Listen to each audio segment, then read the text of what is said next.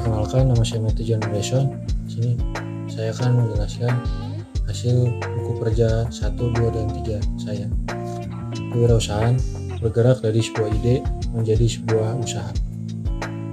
NIM 2200302124. Kesiapan fondasi etika dan hukum berbisnis. Produk jasa makanan dan minuman. Unit usaha Miracle Cafe and Restoran. Langkah pertama, identifikasi isu-isu etik dan legal yang dihadapi perusahaan baru. Kriteria kinerja 1.1. Budaya etik yang kuat dibangun pada perusahaan. Hasilnya, membuat budaya etik dapat mencakupi yang pertama, lead by example. Kedua, menerapkan program pelatihan etik. Budaya etik yang kuat dapat mencakupi akses modal yang lebih baik, reputasi merek yang lebih baik, serta meningkatkan komitmen karyawan. 1.2. Notaris untuk perusahaan dipilih sesuai bidang bisnis. Notaris untuk perusahaan pertama, mengetahui masalah permulaan dan bahwa dia telah berhasil mendampingi pengusaha melalui proses awal sebelumnya. 1.3. Perjanjian para founders disiapkan sebagai kesepakatan pendiri. Perjanjian para founders dapat mencakupi yang pertama, sifat bisnis prospektif. Kedua, bentuk hukum kepemilikan bisnis. 1.4. Perselisihan hukum dihindari. Perselisihan hukum dapat dihindari dengan hindari undercapitalization, dapatkan semuanya secara tertulis, tetapkan standar, serta kesepakatan hukum. Yang kedua, memilih bentuk organisasi. Bentuk organisasi bisnis diidentifikasi.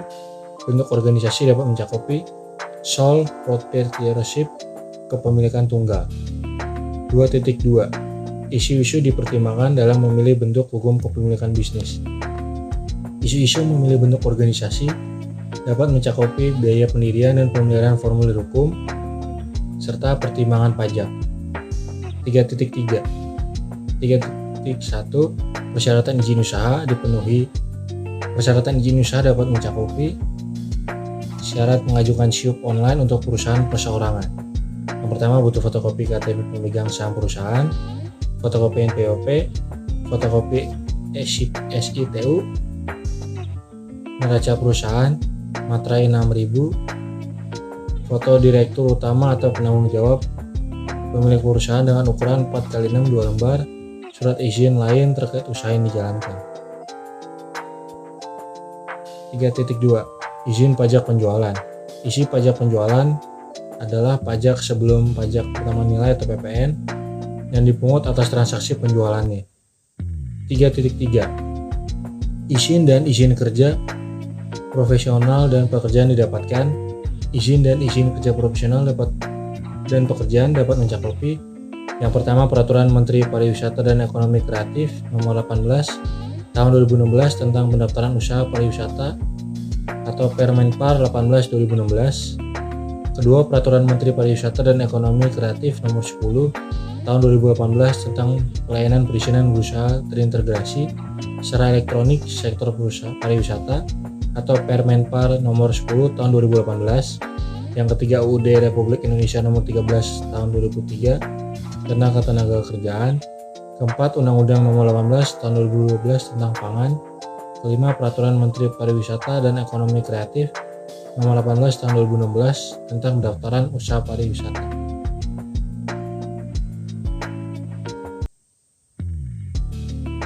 Yang kedua, menilai kekuatan dan kewajiban keuangan perusahaan baru. Elemen yang pertama, identifikasi pengelolaan keuangan. Kriteria untuk kerja. 1.1. Tujuan keuangan perusahaan diidentifikasi. Profitabilitas perusahaan kami baik, likuiditasnya baik, efisiensinya baik, serta stabilitas kami sedang. 1.2. Proses pengelolaan keuangan diidentifikasi. Yang pertama, preparasi laporan pendapatan baik, neraca sedang, laporan cash flow baik. Yang kedua, preparasi perakiraan keuangan. Yang pertama, pendapatan baik, yang kedua, pengeluaran sedang. 3. Belanja modal.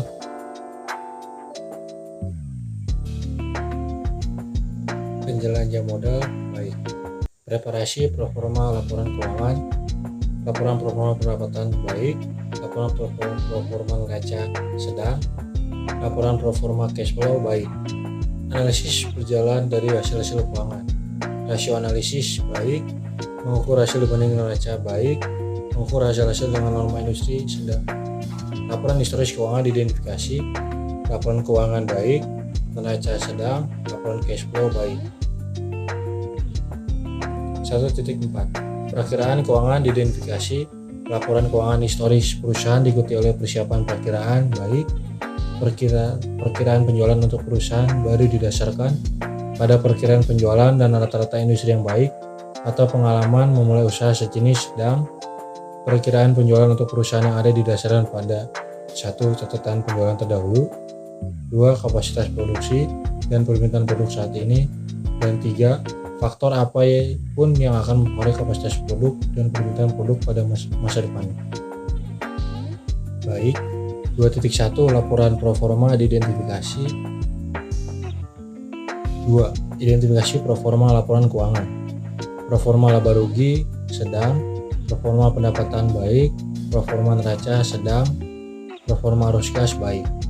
2.2 Rasio analisis diidentifikasi, likuiditasnya baik, efisiensi operasinya sedang, profitabilitasnya baik. Rekomendasi: bisnis Miracle Cafe Nesto ini sudah layak untuk dijalankan. Buku kerja 3. Mengembangkan dan mengelola tim usaha baru. 1. Rencana staffing.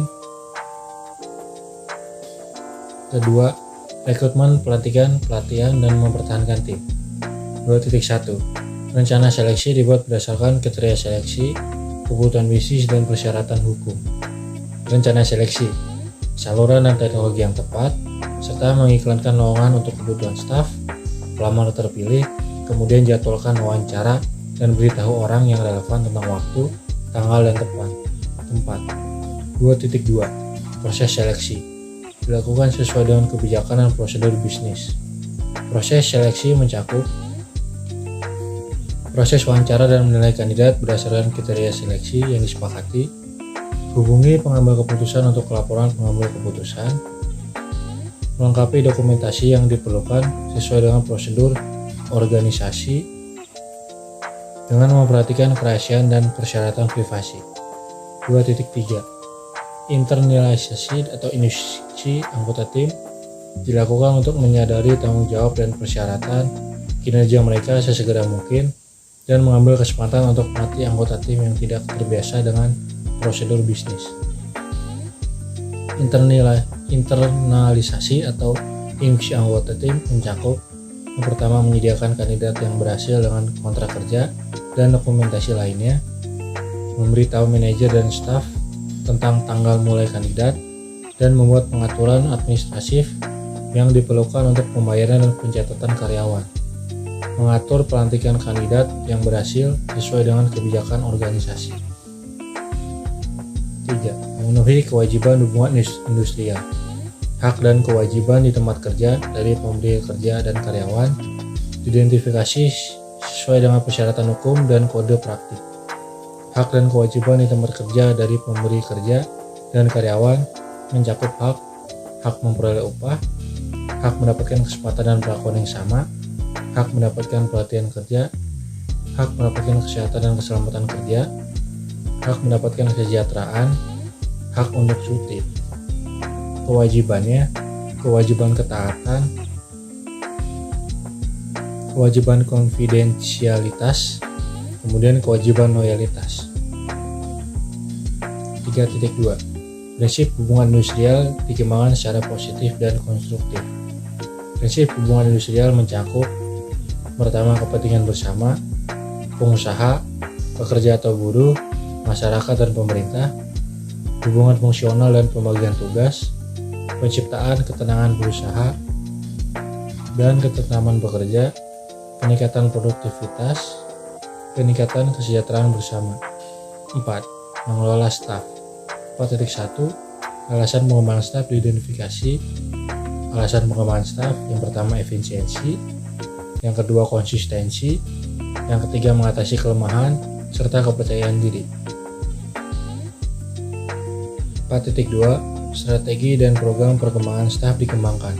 Strategi pengembangan staf memberikan kesempatan pada setiap karyawan untuk menyalurkan ide dan gagasan pribadi mereka, memberikan penghargaan atau reward kepada karyawan, serta mengadakan program pelatihan bagi karyawan. Program pengembangan staf yang pertama ada pelatihan serta pengembangan profesi. 4.3 Program pelatihan dilakukan. Program pelatihan yang pertama ada orientasi pekerjaan serta in-service education. 4.4 Evaluasi dilakukan terhadap strategi dan program pengembangan staf dievaluasi. Evaluasi, identifikasi dan libatkan pemangku kepentingan utama dan jelaskan kegiatan dan tujuan pengembangan staf. Tentukan tujuan dan pertanyaan evaluasi Anda sambil mengidentifikasi indikator yang akan Anda ukur. 5. Meninjau kinerja tim.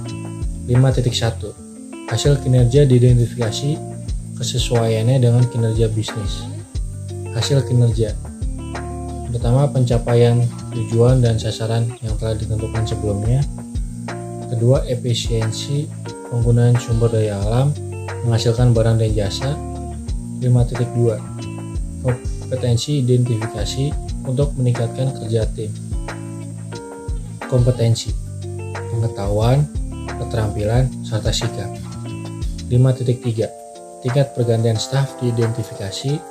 Tingkat pergantian staf yaitu rendah, di bawah 15%. 5.4 Kekompakan tim diidentifikasi dalam meningkatkan kinerja proyek secara keseluruhan.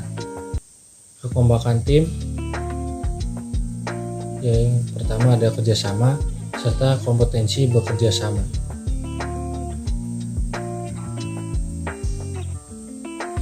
Yang terakhir ada rencana staffing. Organisasi atau proyek Miracle Cafe and Resto. Alamat atau lokasi Jalan Nagrek, Kecamatan Ciater, Kabupaten Subang, Jawa Barat, kode pos 41281. Total tenaga kerja yang diantisipasi.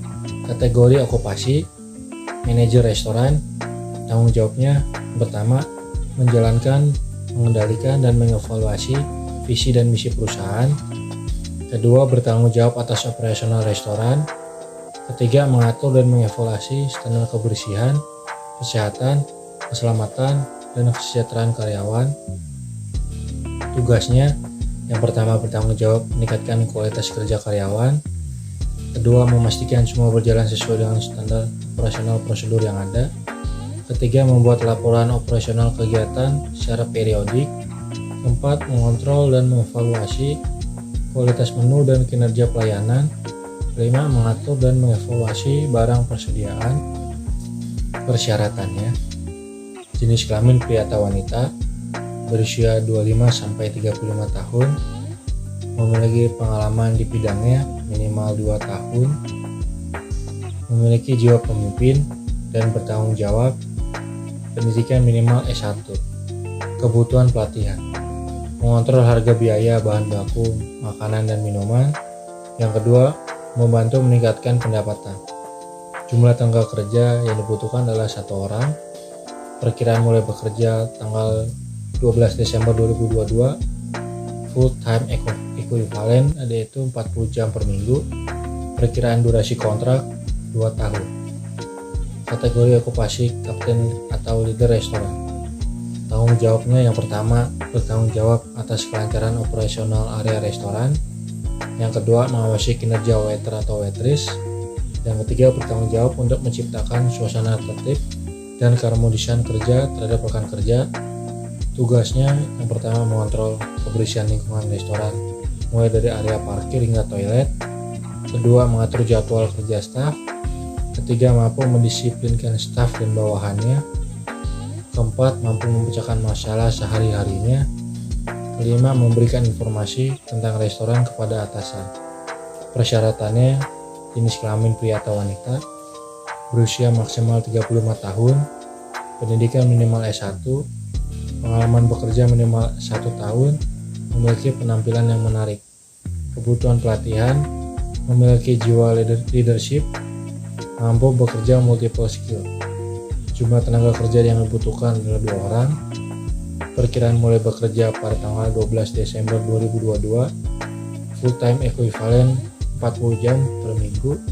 Durasi kontrak 2 tahun. Ketiga, chef bertanggung jawab terhadap bahan makanan dan biaya bahan makanan. Kedua, bertanggung jawab mengelola dapur.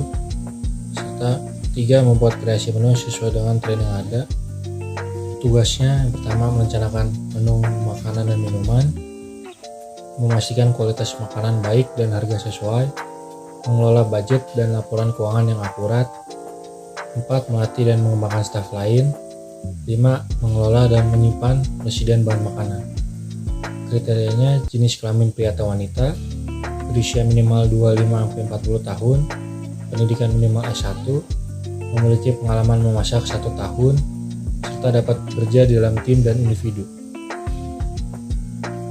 Kebutuhan pelatihan, yang pertama leadership, 2, kemampuan dalam mengontrol budget dan mengolah angka, 3, kemampuan untuk tetap tenang dan dapat menyelesaikan permasalahan mengenai makanan.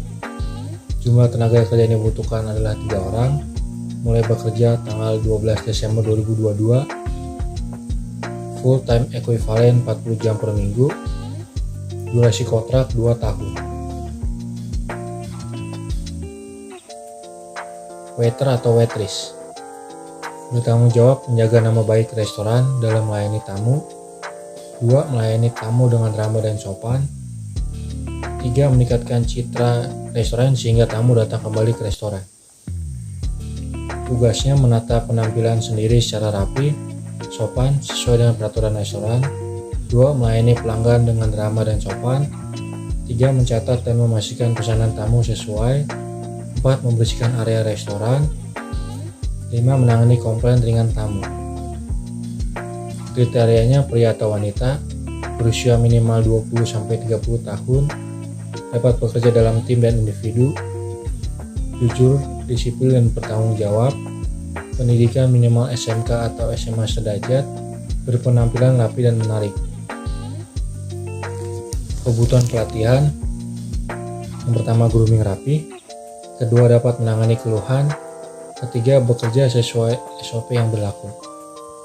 Orang yang dibutuhkan adalah 12 orang, bekerja pada tanggal 12 Desember 2022, full time equivalent 40 jam per minggu, durasi kontrak 1 tahun. Kasir bertanggung jawab membuat laporan pengeluaran harian, mingguan, dan bulanan, menyiapkan struk penjualan, form transaksi, alat tulis, dan mengecek apakah sudah bisa digunakan atau tidak. 3, membuka dan menutup transaksi. 4, melakukan pencatatan atau pembukuan surat, tagihan masuk dan omset harian. 5, bertanggung jawab mencatat barang kosong yang dikeluhkan oleh tamu, kemudian melaporkannya ke bagian manajer outlet. Tugasnya yaitu yang pertama, menghitung dan memastikan jumlah modal kasir atau uang kas kecil sudah sesuai. 2, memposting pesanan dan melayani pembayaran. 3, melakukan pencatatan tagihan atau invoice jika ada. 4, meriset komputer, mesin edisi, mencatat omset atau pendapatan harian pada saat restoran tutup. Kriterianya pria atau wanita, berusia 20-30 tahun, berpenampilan menarik, pendidikan minimal SMK atau SMA sederajat, jujur, teliti dan disiplin. Kebutuhan pelatihan, yang pertama mampu mengoperasikan komputer dan mesin edisi. Kedua, memiliki ketelitian dalam bekerja serta jujur dan cekatan. 3, mampu mengerjakan laporan penjualan. Tenaga kerja yang dibutuhkan adalah 4 orang. Waktu mulai bekerja 12 Desember 2022, full time equivalent 40 jam per minggu, durasi kontrak 1 tahun. Dan yang terakhir adalah steward, bertanggung jawab atas semua hal yang berkaitan dengan makanan di restoran. Yang pertama, tugasnya mengoperasikan tempat cuci dapur hotel, termasuk membersihkan tempat cuci serta perlengkapan yang perlu dicuci di dalamnya. 2, mencuci sampai bersih semua peralatan masak dan peralatan makan di dapur hotel. 3, mengatur persediaan deterjen untuk mencuci piring dan peralatan dapur sekaligus persediaan yang masih ada. 4, mengantarkan dan mengatur persediaan bahan makanan di dapur hotel untuk mendukung kinerja para koki. 5. Membantu mencuci dan mengupas sayuran yang akan diolah oleh koki di dapur hotel. Kriterianya pria, usia maksimal 30 tahun, memiliki pengalaman 1 tahun, serta memiliki kemampuan teamwork. Kebutuhan pelatihan: yang pertama, mampu menjaga kualitas pelayanan. Kedua, dapat membedakan Chinaware dan glassware. Tenaga kerja yang dibutuhkan adalah 6 orang. Waktu bekerja tanggal 12 Desember 2022. Full time equivalent 40 jam per minggu. Dan yang terakhir, durasi kontrak 1 tahun. Terima kasih telah mendengarkan hasil tugas saya.